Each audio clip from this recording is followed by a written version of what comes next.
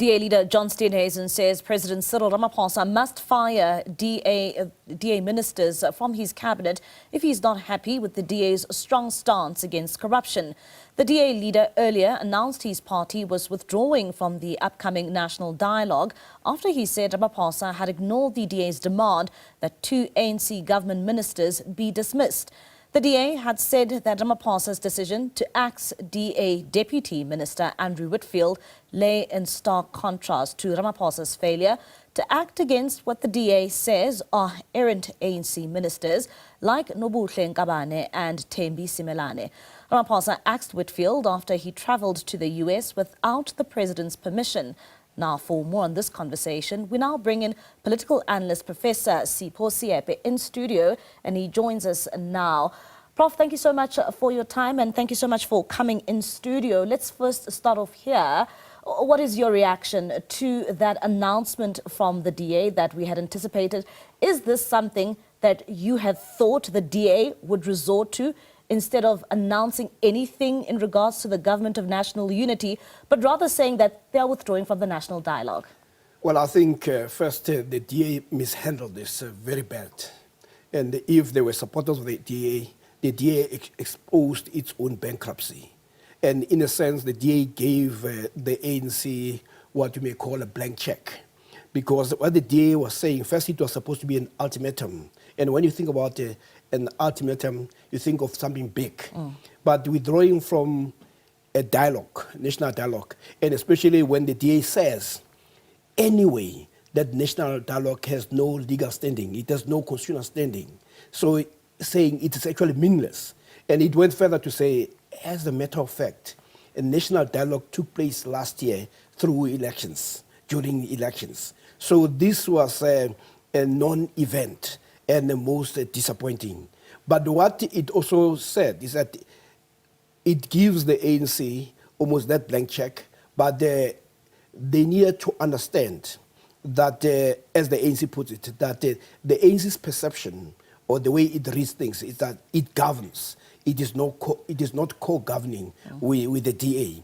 But what the DA had said is that we actually need the GNU more than, or we need the ANC more than it needs us. Because the ANC can simply say, well, if you don't like it, you walk out. So this was a most embarrassing theoretical performance by the DA. And Prof, what do you make of the tone from the Democratic Alliance, using the words that we are giving the president an ultimatum to fire, some of the ANC's ministers? What do you make of the tone of instructing a president and giving him an ultimatum? Well, I think when you are in a partnership, you engage. But when you're going to be grandstanding, and what the president has done was to call the bluff, to simply say, you're not going to dictate to me. And they failed. And those ministers exist. They remain in the cabinet. But it does not mean that the DA does not have a case to make. But you don't come up with an ultimatum, especially when you are so wedded into this marriage of inconvenience. And most importantly, what the DA should have realized, and which is what President Ramaphosa wanted to point out, is that I'm still the president, and there are protocols. And what Whitfield did, even if the president did not respond, it didn't give him a right to simply walk away, because what he was doing was simply say, I'm requesting a non-response, and then I'm going. Effectively, he was simply saying, I'm simply letting you know I'm going to go anyway. This decision now by the Democratic Alliance saying that they will not participate in the national dialogue, I mean, they are the second biggest party in the country, and their role would be of significance in this national dialogue. What will it mean for the national dialogue? Well, first of all, we should not give the national dialogue so much weight. People in this country talk all the time. There are recommendations that emerge from commissions that have a legal standing, and the president, in terms of those recommendations, can take some and reject some. But this national dialogue is simply a national dialogue. It is not legally binding. So their presence and absence does not change the color of water. Going back to the president's actions, Prof, and him acting unilaterally, because that's what the DA had an issue with, and saying that it goes against the statement of intent when it comes to consultations. What do you make then in that regard of the president's stance of acting unilaterally, but informing the DA, as now we understand, prior to the decision, and now going what the DA is saying against the statement of intent, where some of the rules say that you need to consult some of your partners? Well, first we must agree that the president's actions were correct, because you just need to imagine if he let this go. At any one time, you could see his minister somewhere in another government without having to inform them, inform the president. In addition, ministers and cabinet ministers go through a workshop in terms of the do's and don'ts. So this was a serious undermining of the president. So one must accept that he was actually correct. Where there might be a difference is the issue of, I informed you and I could not wait further for you to go and consult.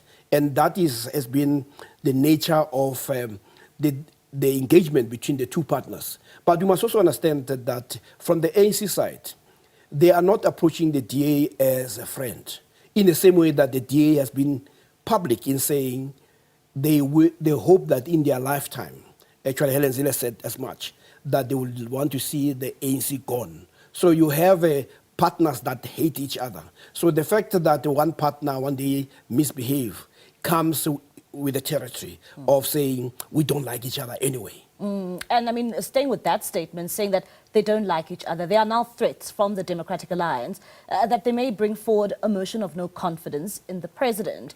And looking at the threats now of this motion of no confidence in the president, what does this essentially mean for the government of national unity? Because if it does succeed, it means that, the government collapses and it's back to the drawing board.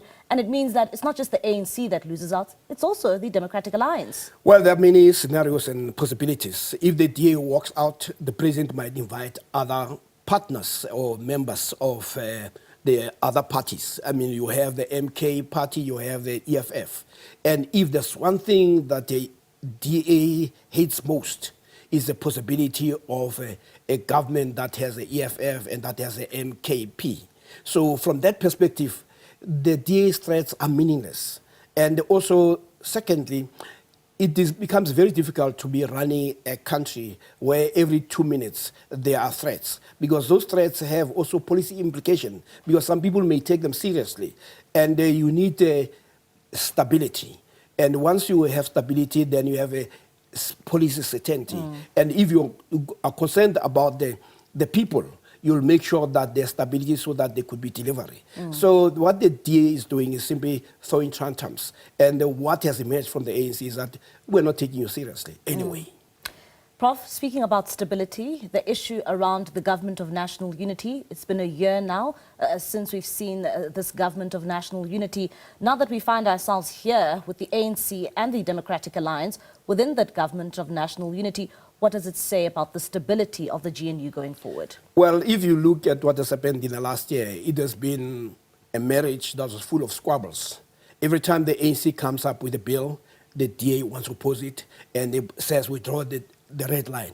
So the ANC is used to the so-called red line.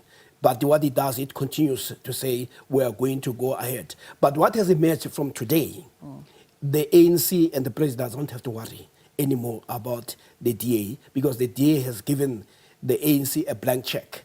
It has said, we want to remain in this government of national unity because we are so afraid of the EFF, we're so afraid of a government that has MKP. So effectively, the ANC can pursue its agenda without any fear. But you're saying that without any fear, the issues as well of budgets not being passed, particularly when it comes to implicated ministers. Well, look, what the parties will do, remember the DA only has a certain number. Other parties who are concerned about the issue of service delivery will be saying, if you agree to these terms, we'll pass this budget. And the DA cannot hold the entire government to ransom. So the ANC and the president is very comfortable with that. That's why when they gave him an ultimatum. He says, go ahead.